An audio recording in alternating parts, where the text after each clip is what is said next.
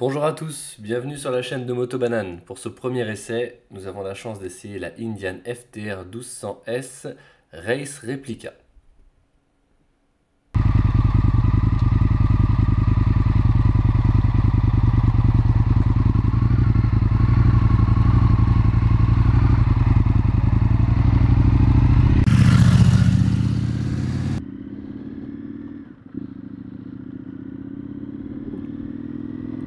Donc, essai du FTR 1200 Indian. Donc, première moto un petit peu sportive de la gamme. Donc, Indian avec son passé en flat track.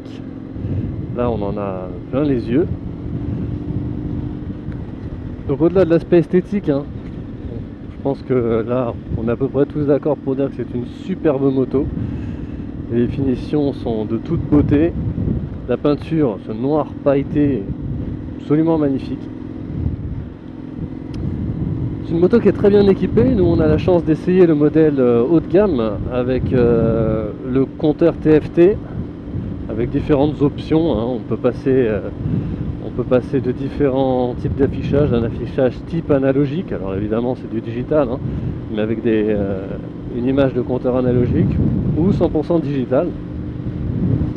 Les suspensions sont réglables dans tous les sens et on a les pots d'échappement Akrapovic grenaillés qui sont magnifiques.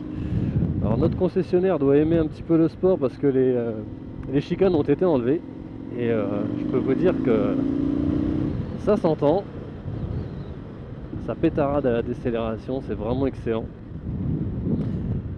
Alors la position de conduite elle est plutôt relax, le guidon est très large, on a vraiment un guidon type Ride très large, on n'est pas trop basculé sur l'avant, la position est plutôt relax, les pieds sont assez remontés, la garde au sol est très bonne, les pieds sont assez remontés mais c'est pas pour autant désagréable, On a une position qui est assez confortable, très spécifique pour le coup, vraiment spécifique à la machine. Moi je pense que ne jamais avoir eu les pieds aussi relevés et les mains aussi larges, ça fait un ensemble assez particulier, mais ça donne un vrai bras de levier et la moto est extrêmement maniable.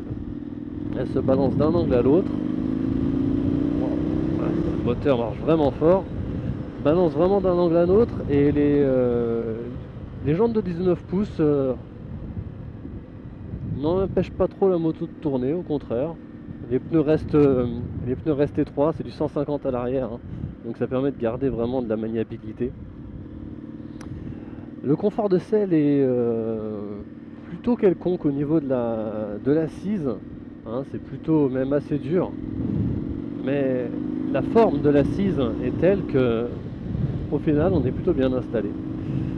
Et elle est vraiment creusée, ça fait vraiment fauteuil plutôt que celle de moto. Alors évidemment pour les plus sportifs, il y a un vrai plat, donc on va pas se balancer de droite à gauche de la moto comme si on était sur une sportive. Mais pour un usage quotidien, ce qui je pense est quand même l'idée principale de cette moto, on est vraiment bien.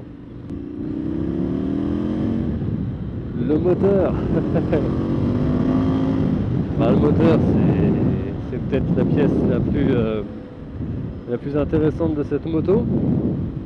Un moteur donc de 1200 cm3 qui a la particularité d'avoir une injection réglée mais vraiment aux petits oignons. Vous n'aurez jamais d'à-coup, que ce soit à la remise des gaz ou à la coupure. C'est vraiment d'une fluidité, d'une souplesse extraordinaire. Permet de reprendre très bas, vraiment très bas. En sixième on peut descendre en dessous des 50 km/h sans à-coup, ce qui est très agréable au quotidien. Et les reprises sont canonesques. Je vais vous montrer une reprise de 50 à 100 et c'est plutôt très bon. Et ça ne fait que commencer à tirer, Passer les 100 km/h sur le sixième rapport, ça déboîte méchamment.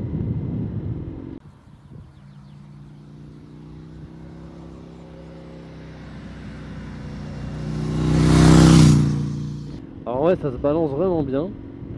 Les pneus sont pas les plus routiers du monde, ça c'est sûr.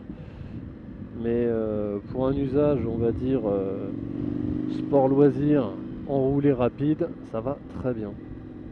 La stabilité de la moto sur les grandes courbes est excellente. Excellente.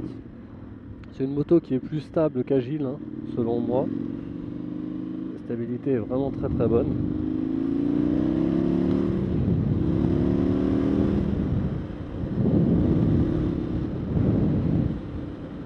Le freinage Brembo qui au demeurant ne prête pas à la critique, mais c'est pas une moto qui donne envie de rouler vite. C'est vraiment une moto de détente qui donne envie d'enrouler. Pour autant, je l'emmènerais bien faire un petit tour sur la route des Grandes Alpes, voir comment elle se débrouille, et peut-être avec une autre montre pneumatique. Ah, ça pétarade à la décélération, c'est vraiment très agréable. Par contre, je pense qu'au niveau des normes anti-bruit, là, sans les chicanes, nos amis de la maréchaussée ne seraient pas aussi fans que moi du modèle.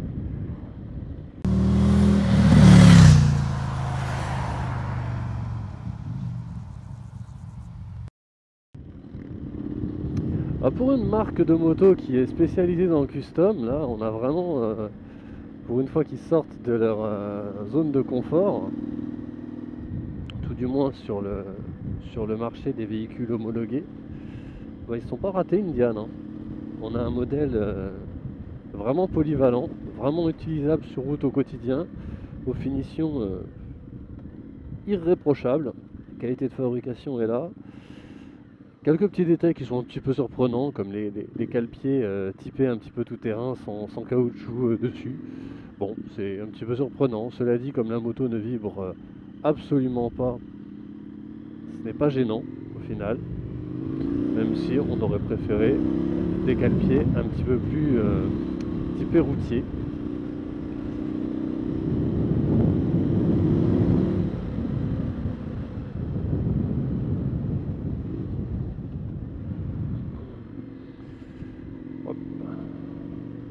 Coffre, hein.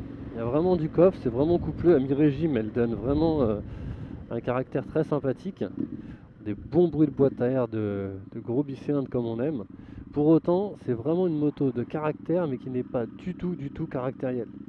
On est très très loin des twins italiens difficiles en ville. Et au gros à coup, là on a une moto qui est vraiment civilisée,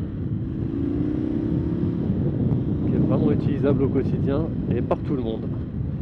Donc on en profitera.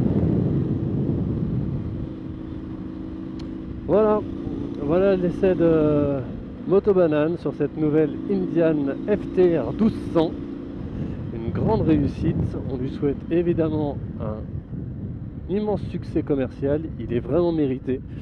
Et on vous invite, si vous n'avez pas encore eu la chance d'essayer cette machine, de l'essayer et par la même occasion d'essayer d'autres machines de chez Indian.